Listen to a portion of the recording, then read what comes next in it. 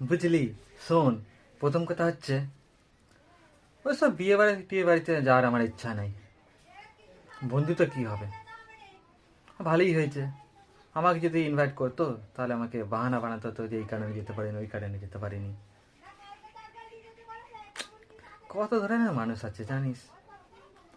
হয়তো ভাবছো ওকে যদি নিমন্ত্রণ করি তাহলে ও যদি বলে দেয় যে আমি পেটে পেচ্ছাপ করি, মানে আমি যদি ওকে বলে দিই, সবার সামনে ওর কথা বলে দিই যে ও পেটে পেচ্ছাপ করে, তাহলে হয়তো বিয়েটা ভেঙে যেতে পারে।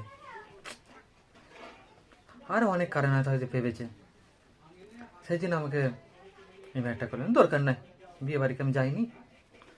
কি বিয়ে, এমন বিয়ে বাড়ি, মাটন হবে, রাইস হবে, কি গেছে আর চিকেন এইসবই, এটা আবার কি আছে? ওটাকে বিয়ে বাড়ি বলে? বিয়ে বাড়ি কাকে বলে জানে? ওই সব ফালতু ফালতু বিয়ে বাড়ি, ফালতু বিয়ে বাড়ি। নিমন্ত্রণ করেনি তো কি হবে? ঠিক আছে, ভালো, বিয়ে কর।